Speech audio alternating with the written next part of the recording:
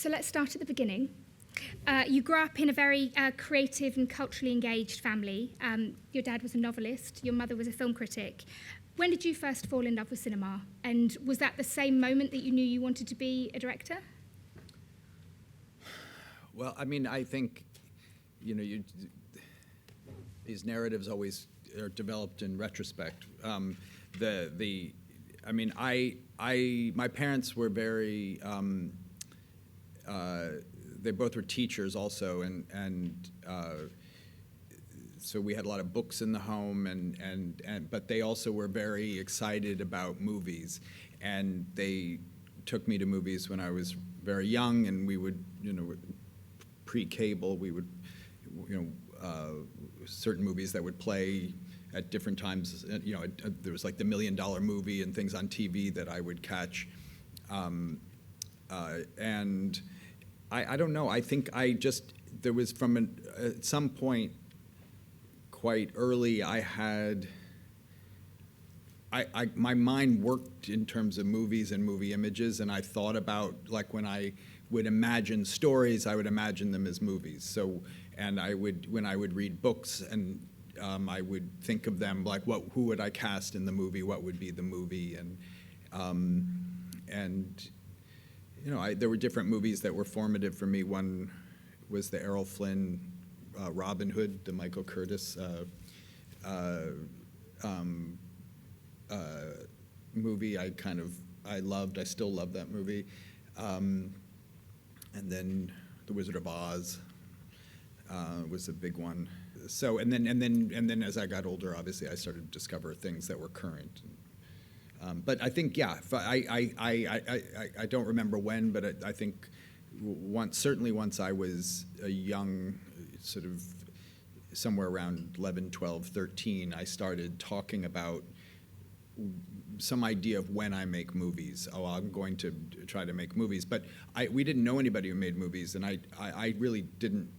It was a split. It was a kind of very split ambition, because I had this idea that I'd like to do it, and also that it wasn't really a viable option, because I had no model for it except for what arrived fully formed in the theaters. And so how did you go from having sort of no real model or blueprint for it to actually making your first feature, Kicking and Screaming?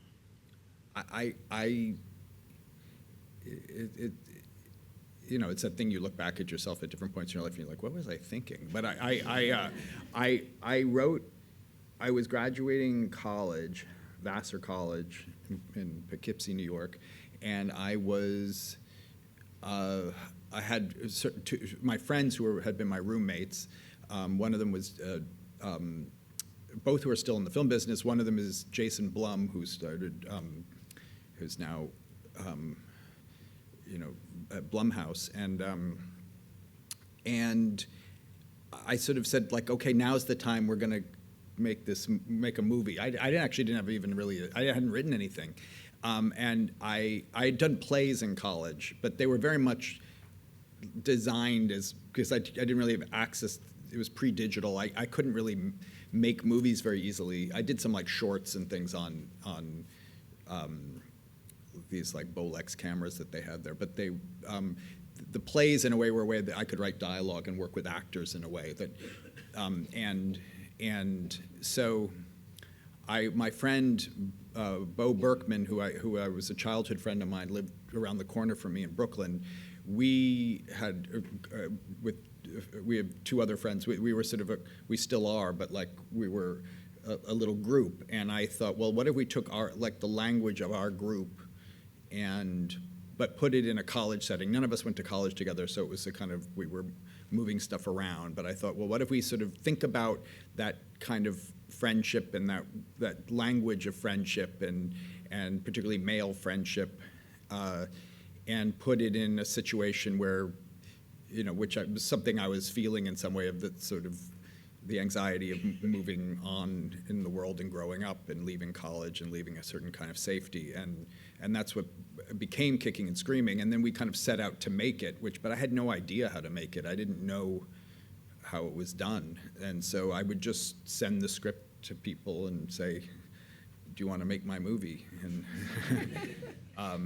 And sometimes people would express some interest, and then I'd realize that they had no idea how to make the movie, and then. But I really didn't know. I was just learning as I went, and somehow over a series of, I mean, the way it got made was not. People often will ask young people, say like, "How did you do it? What was it?" The story is so banal. I mean, it's extraordinary that it happened, but it was banal in that it was just so many dead ends and things, and then suddenly this one company that made their money on video, on like sort of direct-to-video movies, thought they maybe wanted to do something that was maybe had like more in a kind of art house mold, but I don't think they even knew what they were making. And then they offered to make the movie. Then they pulled the money. Then the money anyway. It was a whole thing, and it was one of the things. By the time I made it, I kind of couldn't even believe that I'd made it. It sort of didn't even seem possible even after it had happened. But it happened, and it premiered at the New York Film Festival. And then he went on to make Mr. Jealousy 2 years later, followed by the sort of the Curio Highball. That's sort of a half a film. Right. What happened there? That's like, yeah, a scene we wrote in the Wes and I wrote in The Life Aquatic, where he's being interviewed, and she says, blah, blah, blah. She's like, so what happened? You know, that Highball was made with all good feeling. It was essentially this idea after we'd finished, we'd wrapped Mr. Jealousy, was we're all here, we sort of have equipment, we're still around, why don't we just make another movie really fast? And, you know, that's hard to do. And I had my friends from college. We had a kind of funny idea of a group of parties and things, and it just we didn't have enough time, and you know, or I certainly wasn't able to do it in that amount of time, and it sort of really wasn't finished. And then you know, some people without my consent wanted to sort of try to put it out, and they did. But you know. So having made 2.5 films in quite quick succession, right. It then took sort of 8 years before Squid and the Whale, the film that really sort of launched you as a filmmaker. Can you talk us about that sort of process? I assume that process of growing creatively and coming to the point. I thought, you know what, I really need about 8 years off to really. No, it wasn't by design. It was by accident. I mean, it was interesting because I sort of had 2 careers in a way. I had this early career where things happened very quickly, and I think about how young I was and how I was really figuring it all out as I was doing it. I'd never really been on a movie set before when I made Kicking and Screaming, but I had this sense of how a movie should be and what I wanted a movie to be. And then after Mr. Jealousy, I experienced it at the time as that I was having trouble getting things made. I think also I didn't really know what I wanted to make. And I think maybe in some ways my ambition had sort of exceeded my abilities at that time. And, you know, I experienced those 8 years essentially as, I mean, we look at it now and we say, like, I really grew up and I came into my own, and it had a happy ending. But at the time it was quite painful. I really felt like I had sort of started and then stopped, and I felt like in some ways my dream had come true, and now maybe it wasn't going to happen. And that was hard. And I was able, though, fortunately, to make money. I could write for money, and so I actually made more money in those 8 years than I made making movies before that, which is how the world works sometimes. But then in that process, I went into therapy. I started, growing up, as you said, and I mean, it's that thing, like, why? I mean, Frances Ha is about this in retrospect. Kicking and Screaming's about it in the moment. Frances Ha was about me looking back at it, or it was in the moment for Greta, but it was, for me, it was reflecting back about how hard your 20s are, because they really are hard, and they shouldn't be. It's a great tragedy of life, isn't it? Here's to that. But in that process, I started to write without the pressure of trying to get stuff made. I mean, I wanted it to be made, but I found a voice. I think if I look back in my 20s, I'm proud of what Kicking and Screaming is and what I remember it to be, but and I could only have made that movie then, which is a nice thing about it. I'm glad that I had that it's there. I would make it entirely different now, but I'm glad that it exists, because I also couldn't make it as well now in a different way. But I think I was looking to be what I thought a filmmaker was then, and then what this period allowed me to do was find who I was as a filmmaker. And writing Squid and the Whale, I started to write in a way that was related to how I wrote before, the rhythms, the fact that it was dialogue-driven initially, but I trusted something that I wasn't trusting before, that there was a kind of, a certain kind of, I wasn't worried about hurting people's feelings. I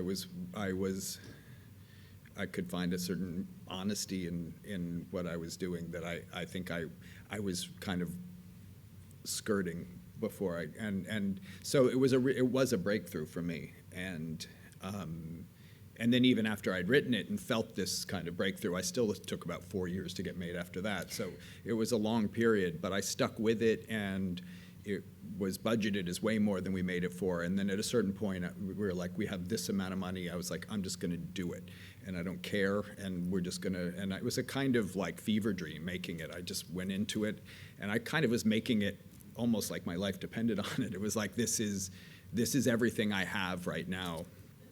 And I think that energy is apparent in the movie too, and it kind of, I mean, it changed things for me in my career, but it also, I think it was a personal and creative breakthrough as well. This is a good moment. Let's have a look at a clip from Squid and the Whale, please. Just waiting for your mother. Oh, Mom. Sorry. Okay. Okay, all set? Yes. Okay. Your mom and I, okay, yeah. Mom and I are we're going to separate. You're not going to be leaving either of us. We're going to have joint custody. Frank, it's okay. I've got an elegant new house across the park. Across the park? Is that even Brooklyn?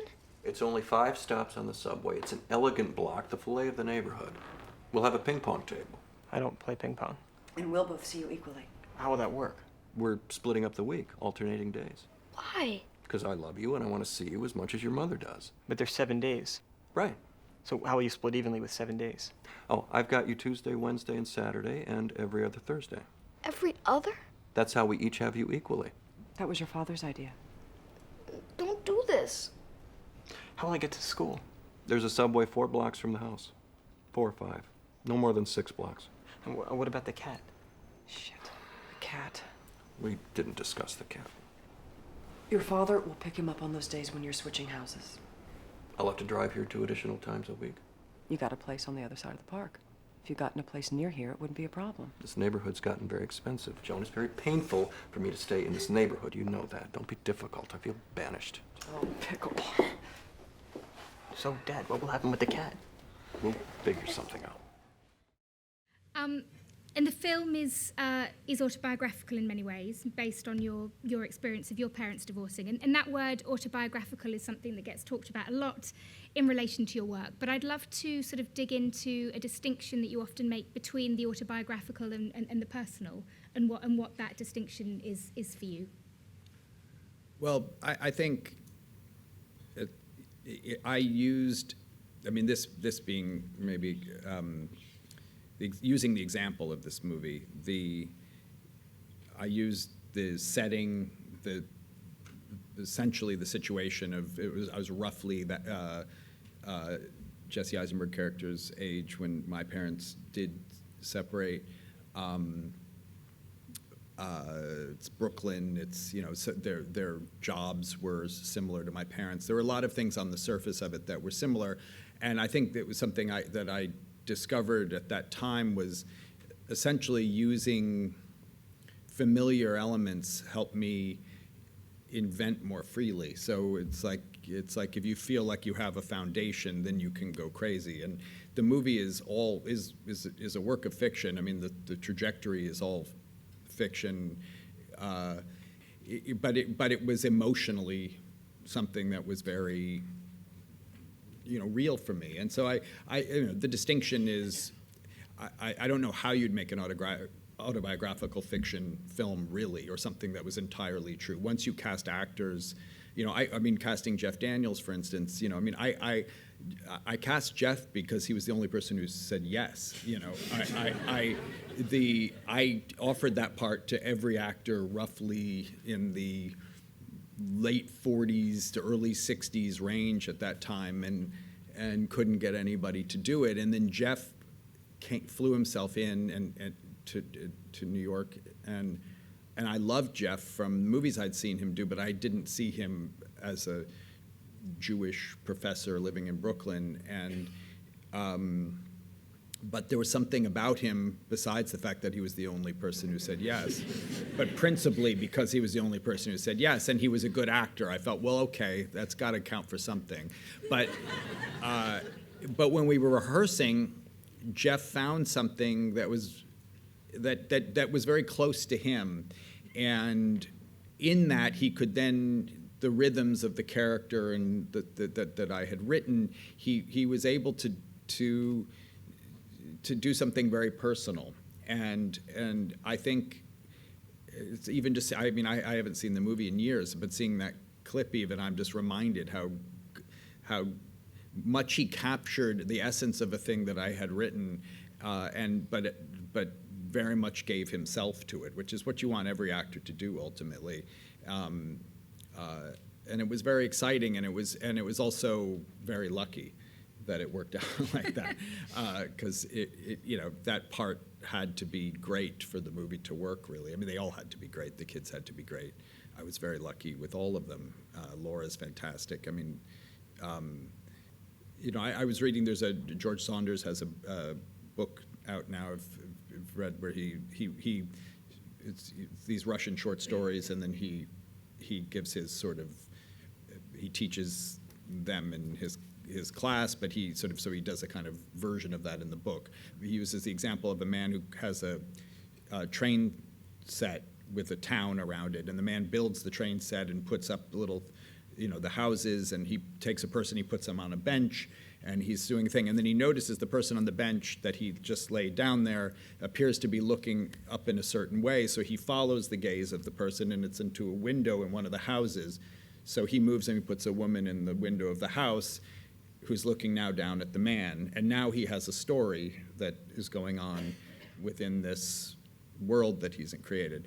And I thought it was a great way to, that I can start writing a scene like that or something, and I can say, okay, well, I know the living room and I know this thing, but once I do something in there, once they've forgotten about the cat, whatever it is, it changes the course, and then I, following that, suddenly have a story that I didn't have before, that, and it might be even a way I phrase something, or a way, words come out of the character's mouth that changes. Well, if they said that, then that person has to do that, which now I have more story than I had before, or now I know who this other person is better. And it doesn't mean you go into it knowing who these people are. And it's something that I think that's really what it's always about when you're doing stuff. And then you do it as a director, you do it with actors, because an actor does something different, and then they do something, and you want to be open to those things. You want them to kind of follow and tell the story that you're telling, but always be open to what these other little things that are going on, because that gives you stuff that you don't a lot of it is being open to things as opposed to coming prepared with all of these things. Anyway, that's a roundabout way of answering your question, which is even if you start with personal details, by the time a day's work is over, it's moved into some other thing entirely. Mm. And I want to ask about your collaboration with Wes Anderson, who produced Squid and the Whale. And just prior to that, you'd written Life Aquatic together, and then you went on and did Fantastic Mr. Fox together. What was that process like? How do you guys work together? Well, at the time, it was Wes and I became friends around sort of after Bottle Rocket and Kicking and Screaming. We met in New York, and we'd heard about each other, we'd seen each other's movies, and we hit it off, and we just became friends. So we were spending a lot of time together, and he had moved to New York, so we were spending a lot of time in New York together. And I showed him a draft of the Squid and the Whale, and he showed me the Royal Tenenbaums. Then he went and made Royal Tenenbaums while I was still trying to get Squid and the Whale made. And he said he really liked Squid, and he said, maybe I could help produce it. And he gave me good notes on it, and he was. It was also, I think, being around because Wes had real ideas about what he how he did stuff. Even then, it was and sort of a real kind of regimen, and I watching him and how detailed he was and how he wouldn't let anything go by was influential to me. I was like to not leave things loose, to really. And I don't mean not be open to looseness, but to really refine and make sure that everything in the script is the way you want it before you go make the movie. So in a way, having that time, because not by design, but just by circumstance that I had with the Squid script, it helped me really refine it as I went, and also watching him. And at the same time, he had this idea about this oceanographer that he wanted to do, and so he asked me if I'd be interested in doing it. And so at the time, we just had a lot of time. Neither of us, we were both, didn't have families, so we would meet every day, and just, we met at this Italian restaurant that we still go to in New York, and we would work on the script. And then we started Fantastic Fox before I made Squid, and then we finished it afterward. And let's dig into sort of that process. Do you sit there and write together, or do you take separate scenes and then swap? Well, this is how we did it then. Who knows how we would do it now? I'm going to see him tonight, so I can ask him. There were also, these were things very much, they were for Wes to make. So I always felt very, like my job is really to contribute to his world and try to understand what he's kind of, I would have opinions, and I would write scenes and be like, I think this would be great, or I'd have ideas for characters and things. There's a lot of me in those movies, but I, it was really about, if it didn't work for him, I wasn't going to push it, because I felt like I would push it to a point, but then I might say, he had to understand it to be able to interpret it. So it really was about figuring out how to make a thing that he was going to make, which is different than if it's, if it was something that I was going to direct. It's about, I'm looking at it in a slightly different way. So, but yeah, it was really a conversation, and we would, we would both take notes. Then we would there would be a document that we would sort of send back and forth to each other and things. But I always wanted, it was really for him ultimately to have Greta and I done this similarly when we've written together, and I've directed, like with Frances Ha or with Barbie, where we wrote together. Like, I have strong opinions about things in the thing, or I'd say like, oh, but I think, blah, blah, blah. But if she didn't see it as a director, and what she saw, I felt like, well, it's hers, it's her choice ultimately. So it's essentially as a writer, you're writing for the director. And you mentioned Frances Ha, so let's skip forward and talk about Frances Ha. And as you say, it's your first collaboration with Greta where you are co-writing. What is it about these sort of your approaches as two creatives that sort of gels and means that you can sort of work together, and sort of in what ways do you sort of complement each other as creatives? Well, it's a thing you can't. We were lucky that it happened. I mean, I had worked with her on Greenberg as an actor, but I had a feeling that we would collaborate well together, but you don't really know. I mean, and I also had this idea of her playing this part in New York. I mean, my initial idea was a black and white movie in New York that sort of has the feeling of like a French New Wave movie, but very contemporary and very much, in very American in a certain sense, but has the sort of, what I love about Truffaut, many Truffaut movies particularly, is there's a kind of exuberance in them. They're often very sad. They're often, they even go into different genres, I think, but there's a kind of a thing when I watch a Truffaut movie where it's like, and there are certain directors who do this more regularly, but I love it when I'm watching a movie, and I feel this about a director, where the excitement and coming up with the idea is exhibited in the idea itself, and I feel that with Truffaut often. Like the opening of Jules and Jim, if people have seen the movie, it's like a happiness pill. It's like it's music, it's the camera work, it's the editing, it's the performance. It's got this, like, I can't wait to tell you all of this, and I'm telling it to you, and it's like when someone's telling you a great story and you just love hearing them tell it. And I felt like I'd like to try to do that with Frances, and I also wanted to make a movie. I'd at that point made Squid, Margot, and Greenberg, all that had been made for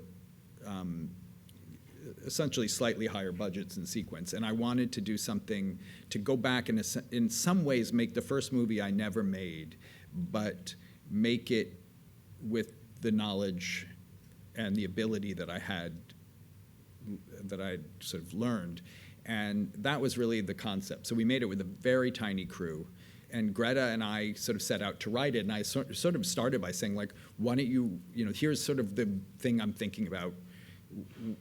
Why don't you write down a bunch of ideas and things? What I didn't know is that Greta was this incredible writer. I mean, I had a feeling she'd be a great collaborator, but she was, that writing really was kind of her thing, really, even when she, when she was in college.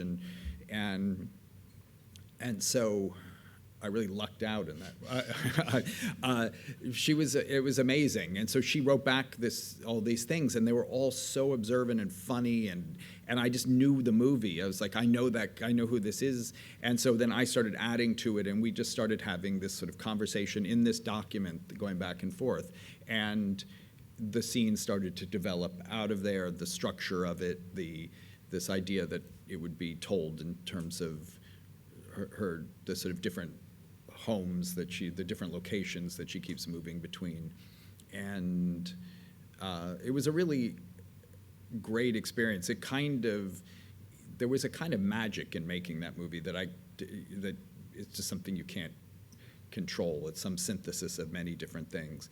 But we also shot with this consumer digital camera, this Canon 5D, which you can't move it too quickly or it starts to strobe. And so I felt, well, so the style of the movie was even in some ways devised by the limitations of the camera. And there was just a lot like that somehow worked very well for the movie, but was coming from practical decisions or things like that. But I also thought, well, we have this freedom, even though the movie is being made sort of totally under the radar. I was like, no one knows what we're doing, so let's just shoot on we'll shoot on the subway. We'll do full scenes on the subway. Which, if we were doing it sort of officially, we would you'd have to get permission. You could only use one line. You would be, thing. And we went to France. We went to Sacramento. We went all over the place, and we shot for as long as it took. That was the other thing. I was like, why would we stop? Let's just keep going, or let's shoot this scene. If we felt a scene, maybe the blocking was wrong, let's just go shoot it again. Let's just do it again. or if we didn't feel like we had it one day, like the actors were, we were tired, we'd all worked late the night before, things that you just can't do on movies. You have to muscle through when you're on a schedule, and that was kind of a great luxury. And there were limitations too. We couldn't, use tons of extras. Think we'd have to use New York City. We just would, just have the people who were there. But it was a great experience, and I think in a way it did give me, like, that's that thing I look back at different times, and I didn't do this deliberately, but I think it was a kind of, it was like a new beginning again, a new beginning again. Many beginnings. But I had that on Squid. I think I had it again on Frances. I think it's like you look unconsciously sometimes to change something or to do something new that changes how you work or changes something, and that gives you new life as an artist. It has a wonderful energy about it. It's really one of my all-time favorites. Let's take a look at the clip from Frances Ha. I want this one moment. It's what I want in a relationship, which might explain why I'm single now. Ha ha. It's kind of hard to. It's that thing when you're with someone and you love them and they know it and they love you and you know it, but it's a party and you're both talking to other people and you're laughing and shining, and you look across the room and catch each other's eyes, but not because you're possessive or it's precisely sexual, but because that is your person in this life. And it's funny and sad, but only because this life will end, and it's the secret world that exists right there in public, unnoticed, that no one else knows about. It's sort of like how they say that other dimensions exist all around us, but we don't have the ability to perceive them. That's what I want out of a relationship. Or just life, I guess. Love. Blah. I sound stoned. I'm not stoned. Thanks for dinner. Bye.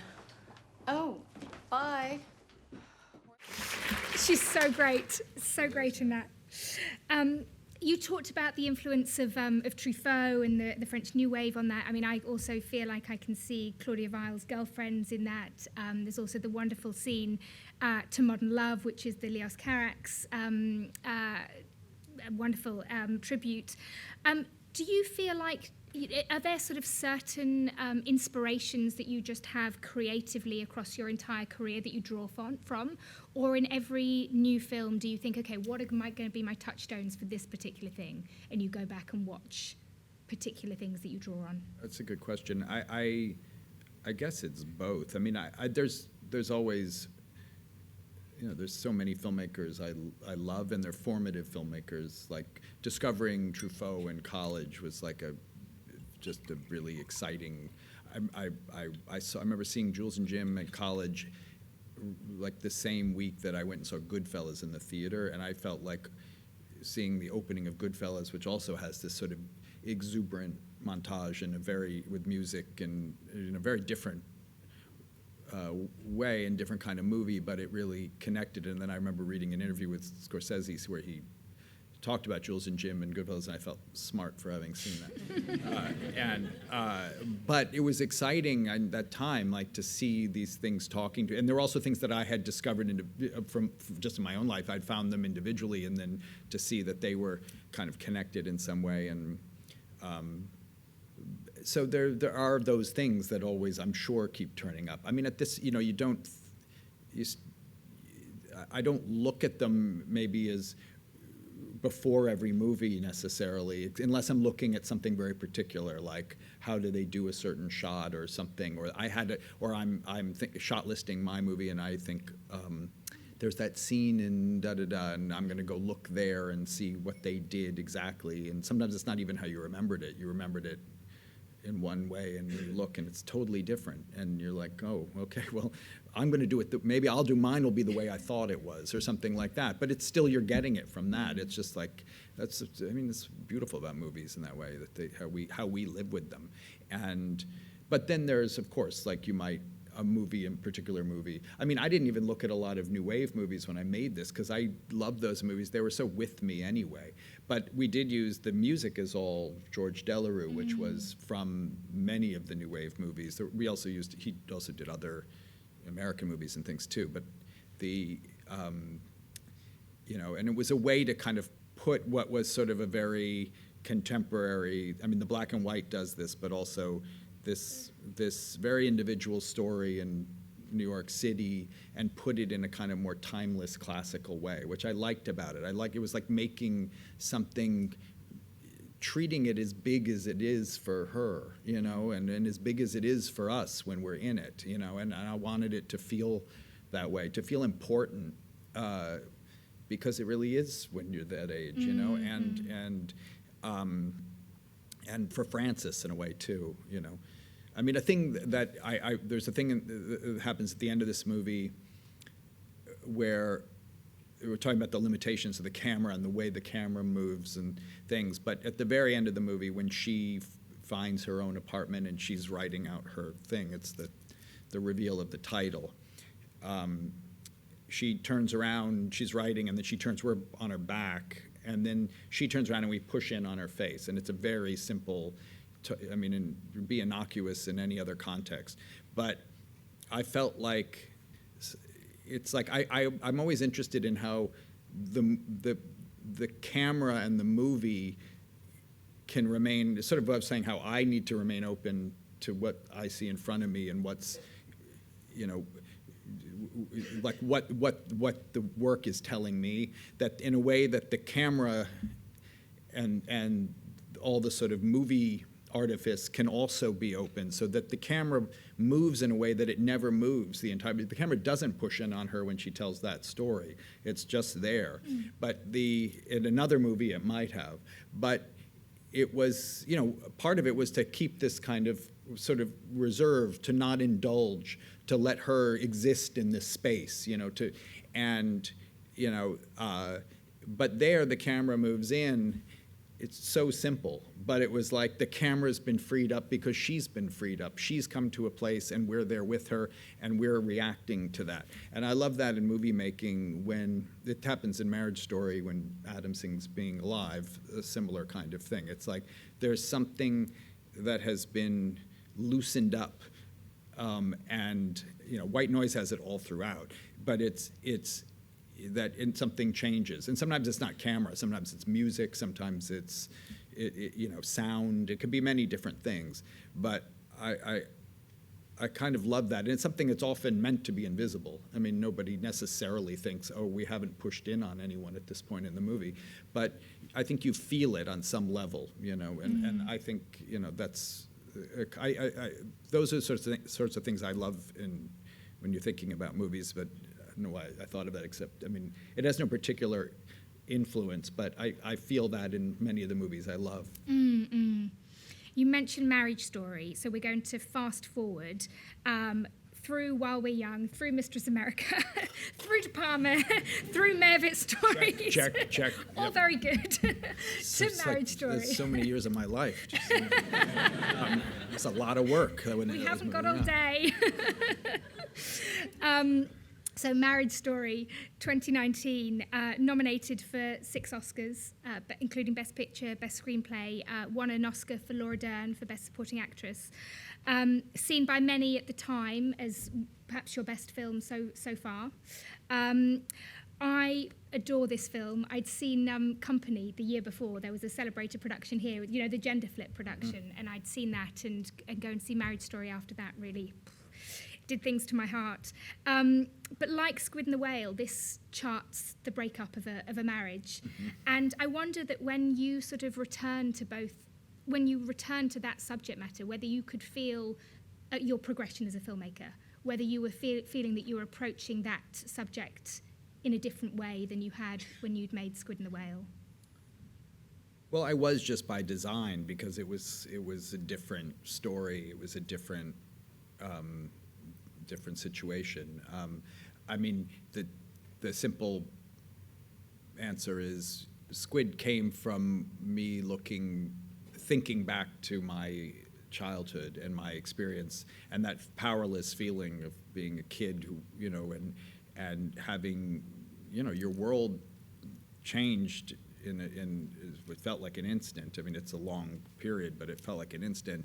And the powerlessness you have, you can't control, and the mystery of adults, and family mythologies, family things that the parents tell you that you think are true, you want to believe. It plays out very strongly in that movie between the Jesse's character and Jeff's character, this sort of idolatry of the dad, and then this feeling that maybe it's not everything that it's being presented as, and the family being that as a unit. It's not everything that they told you. It's not what you bought. It's something else.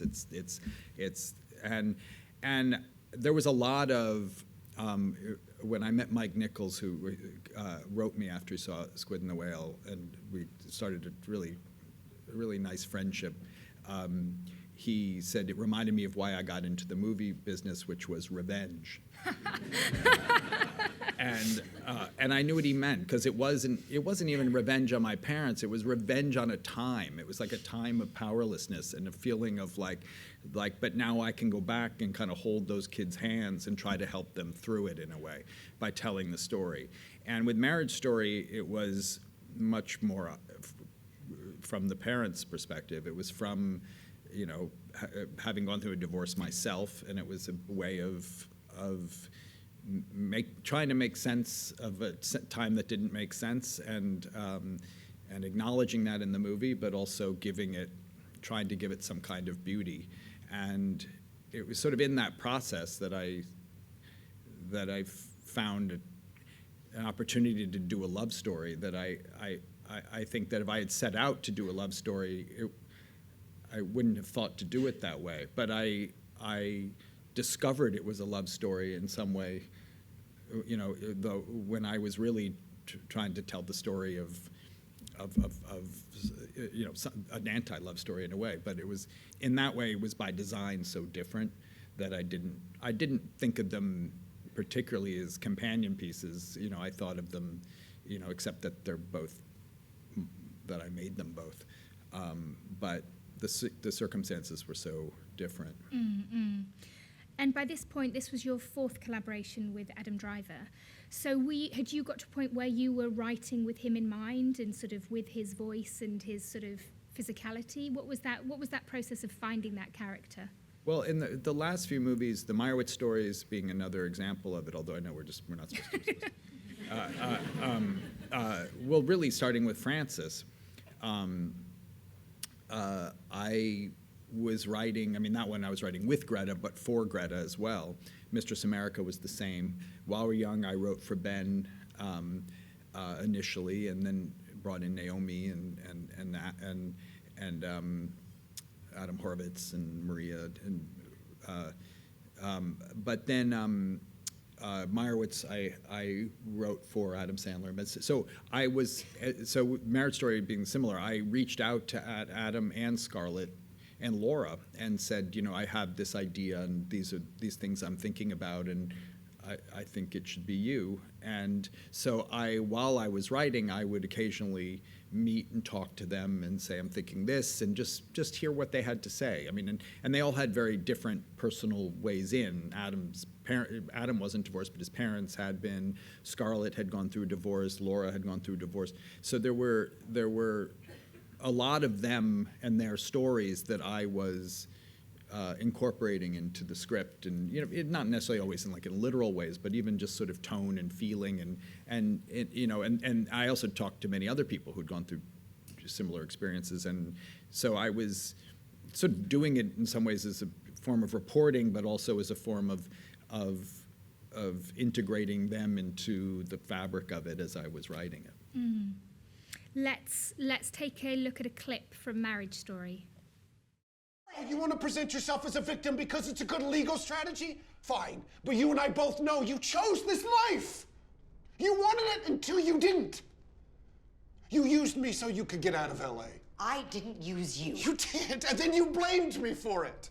You always made me aware of what I was doing wrong, how I was falling short. Life with you was joyless. What, so then you had to go and fuck someone You else? shouldn't be upset that I fucked her. You should be upset that I had a laugh with her. Do you love her? No, but she didn't hate me. You hated me. You hated me. You fucked somebody we worked with. You stopped having sex with me in the last year. I never cheated on you. That was cheating on me. But there's so much I could have done. I was a director in my 20s who came from nothing and was suddenly on the cover of fucking Time Out New York. I was hot shit and I wanted to fuck everybody and I didn't. And I loved you and I didn't want to lose you. But I'm in my 20s and I didn't want to lose that too and I kind of did. And you wanted so much, so fast. I didn't even want to get married. Fuck it! There's so much I didn't do. Thanks for that. You're welcome. I can't believe I have to know you forever! Oh, you're fucking insane. And you're fucking winning! Are you kidding me? I wanted to be married. I'd already lost. You didn't love me as much as I loved you. What does that have to do with LA? What? You're so merged with your own selfishness, you don't even identify it as selfishness anymore. You're such a dick! Every day I wake up and I hope you're dead. Dead like if I could guarantee Henry would be okay, I'd hope you'd get an illness and then get hit by a car and die.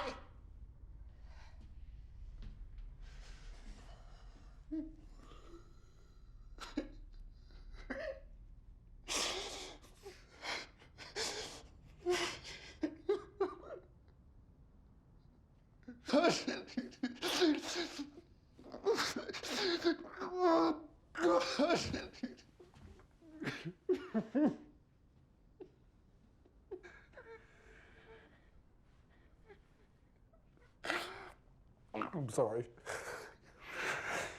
Me too. It's They're really so good in that scene. Oh, they're so good, aren't they?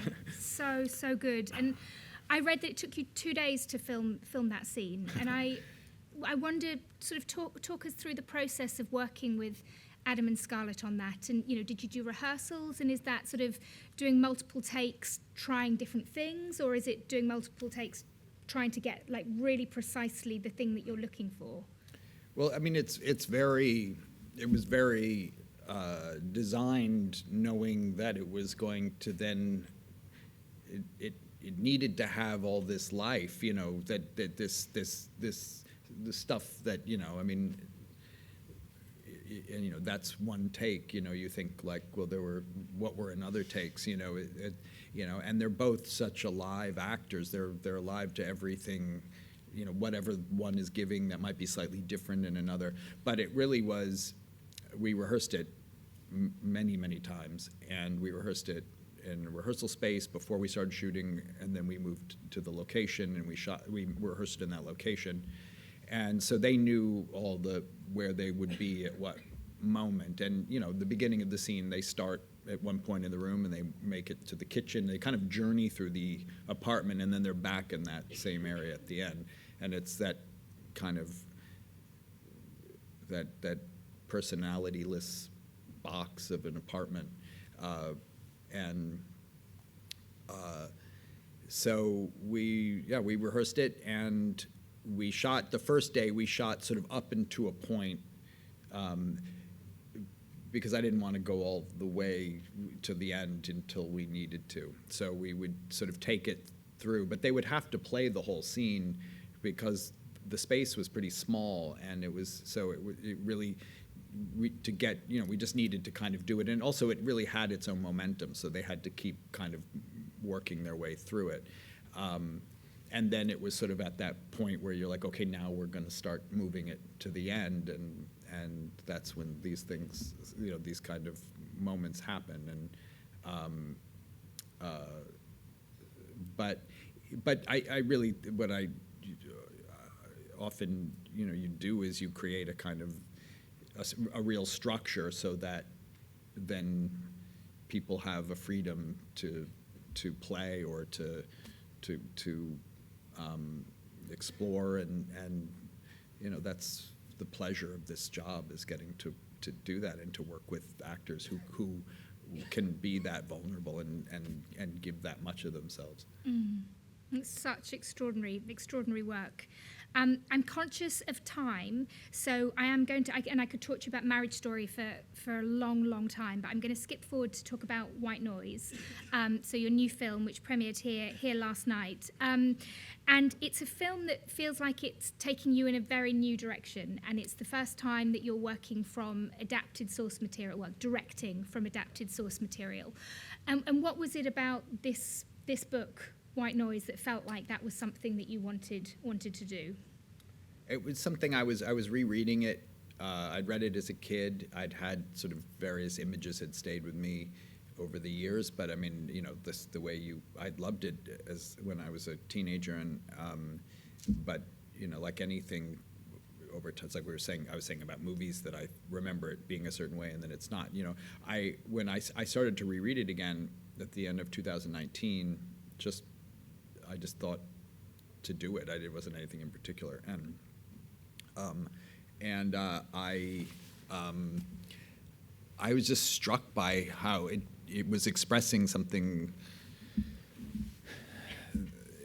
It had many ideas, of course, but it also had a kind of mode of expression that felt very much how I was feeling, and it felt very much how the world felt to me. I mean, it felt as crazy as the world felt to me in some way. It felt like appropriately crazy, and so as I was reading it, I kept stopping and saying things to Greta, like, "Well, you got to hear this," and then she started rereading it, and we were just talking about it a lot. And then the pandemic happened, and Marriage Story, I should say, it also coincided with, after Marriage Story was the first time in my career since Squid that I didn't have a thing I knew I wanted to do. Marriage Story, when I made Meyerowitz Stories, I had ideas for Marriage Story, but I wasn't ready for it yet. And but Meyerowitz Stories was something also I'd been thinking about with sort of these brothers and the father and the illness that the father goes through. These were things that I had been thinking about while we're young. And so each thing I often have a thing that is sort of like waiting and developing somewhat unconsciously. Consciously and unconsciously. And with Marriage Story, I really didn't have that. So I was more open to a kind of external source than I would have been at another time. And because of the pandemic, I felt I was so many feelings, and I didn't know how to express what was going on in any way. I didn't want to do it in a literal way. And this book just seemed to keep coming back to me and speaking to me in that way. So I just decided to try to adapt it and see what would happen.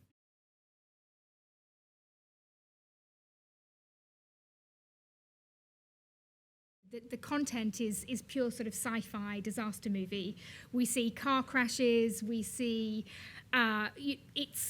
you're working on a very different sort of lens here, much broader scope, and working with a very different kind of filmic language in this project. Yeah, I mean, it was really to tell the story. This was how I DeLillo has these very kind of uses a language of Americana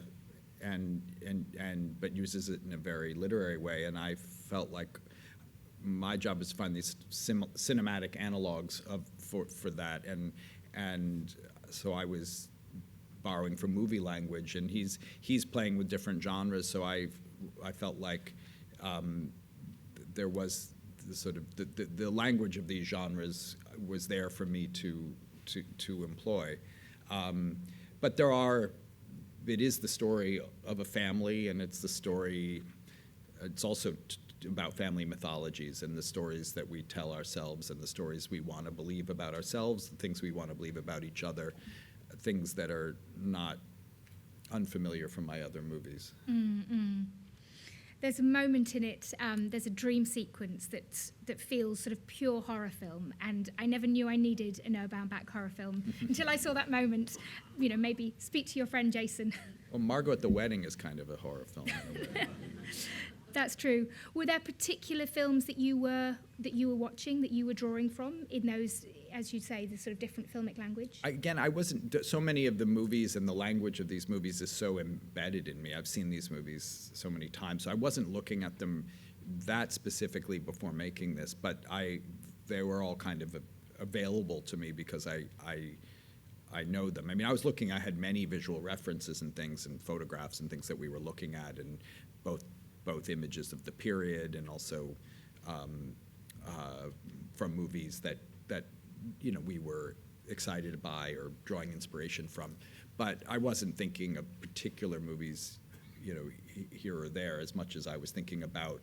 I was thinking of a certain kind of, when I say about movie language, I was also thinking of a certain kind of movie in the 80s, because it takes place in the 80s, and also that was a time when I was kind of discovering movies and new movies that were exciting to me, and it felt appropriate for this movie, that kind of language. But it didn't feel like, I wasn't thinking about how it was different so much as I was looking at what I found personal and responded to in the book. So to me, I was looking at, in some ways, what felt familiar, and really, as a director, then looking at the best way to express it. So we've got a little bit of time left, so we're going to open out for audience questions. I can see some very eager hands going up.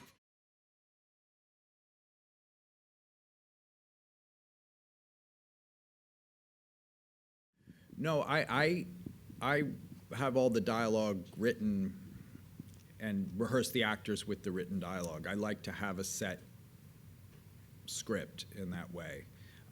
I think, for me, if you have a certain kind of foundation, and the script is that foundation, the dialogue is that foundation, then the actor has a lot of, as you see in that scene from Marriage Story, or any of these clips, the actors are so alive in it, but I feel like they have that ability because they're interpreting a text that exists.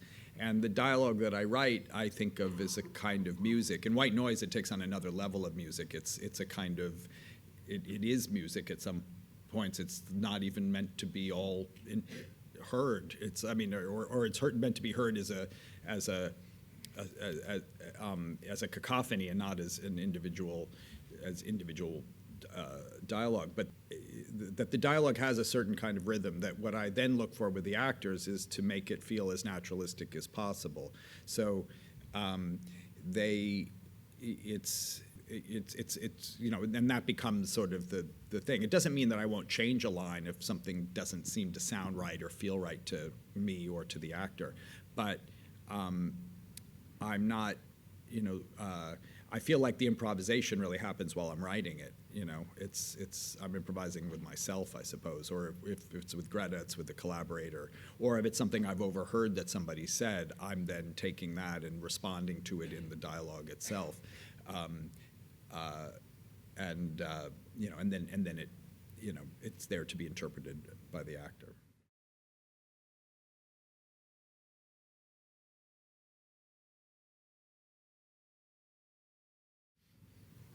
Well, it's a good question. It depends obviously on the individual performer. I think when I made Squid and The Whale and then Margot at the Wedding, both had significant parts played by young actors, by children, and after that I felt a little exhausted. They're all so good in it, but it sometimes it can be a different process because ideally what they have is that they can memorize lines, they can do dialogue, but that they can also be themselves. That's obviously what you're looking for, and be kids and do something that only they can do. And so I took a break from writing kids because I just, because sometimes it could take a lot of time out of the day to kind of work with them and get them right. But then on Marriage Story, I wrote a big part for a child who was wonderful in that movie. And in White Noise, they had kids in the thing. So and I got just very lucky with the kids in White Noise. They're just terrific. And I didn't have, in that case, I would say I wasn't any different than working with anybody. They were really professional and also totally natural.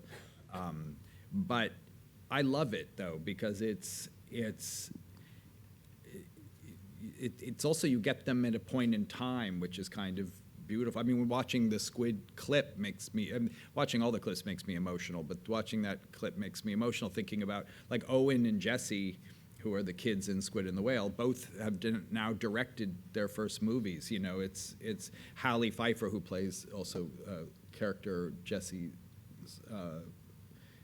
the character of Sophie in the movie, is a playwright, and you know, and I feel privileged to have worked with them at this young age, like the only time they were these people, you know, it's like, I mean, like being a parent in that way, where you're like, you know, you want to bottle it, you know, and you get to bottle it in a movie in a way. It's kind of beautiful, and it's true of everybody, I have to say. I mean, I'm emotional watching all of the clips because it is, I haven't seen the movies in years, and so you see a piece of it, and you see the actors, and you remember how we all were then, and it's very moving to me. But the kids in White Noise, I have to say, are just like, they are almost like, I told them they were like a radio that we turned on at the beginning of the movie. And even if you're not in the scene, just assume you're still having a conversation. And when we come back to you, you just pick it up. And they really were doing that. And they were doing it between cuts, too. We would cut, and they'd drop the dialogue and then just start having a conversation that was equally as strange as at least to my ears, as what was in the movie. Mm.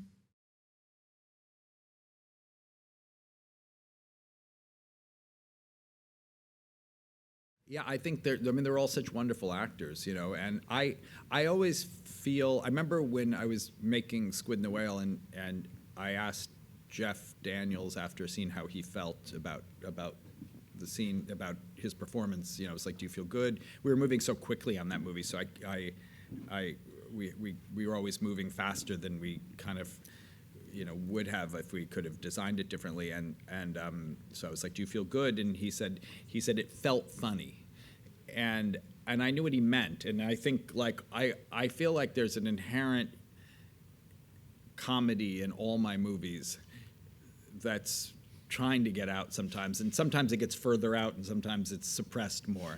But I find that I do find that actors who have like a really good sense of humor, who can do comedy, play my dialogue very well.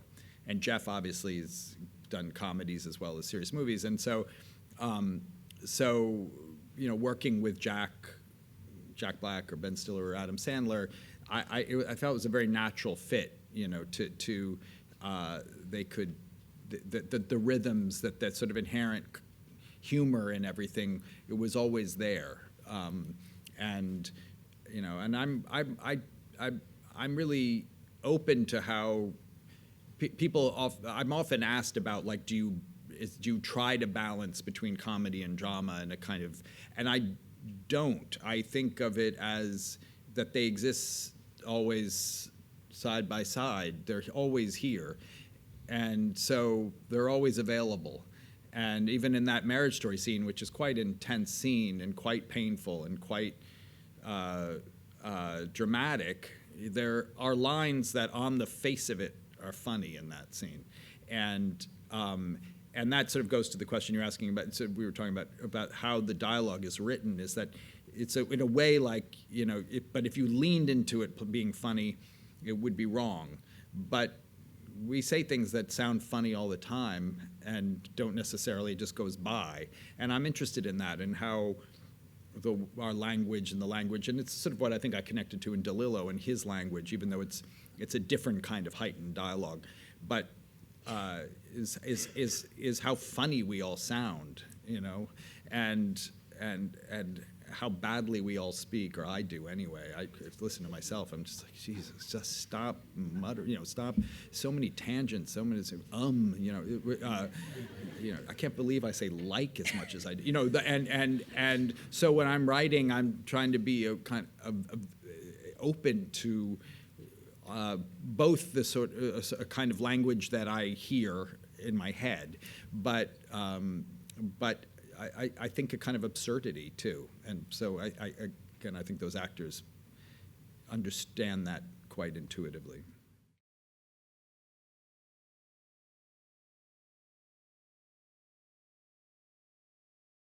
I was hoping you could tell me. It's amazing. It's amazing, isn't it? Because it doesn't matter. I mean, for me, I've done this now a while, and I'm writing a script now, and as you're asking me that question, I'm thinking, I'm never going to get out of this hole. I'm never going to write another one. It's so painful. I won a screenwriting award once, and I came up and I said I appreciate getting this award, but I have to say I hate screenplays, and I hate writing screenplays, thinking I'd get that kind of like polite laugh, and I got nothing. You know? It's like they're basically looking at me like I was ungrateful, and I was like, no, but I love that you. I mean, who doesn't want a trophy? But I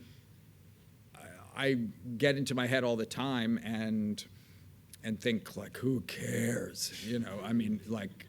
And you know, one day you feel great, and then there's an artist, William Kentridge, who's over at the Royal Academy. I went and saw just the other day, and a great show. And he has these sort of things that he writes on, you know, about art and art making, and one of them is yesterday's good idea.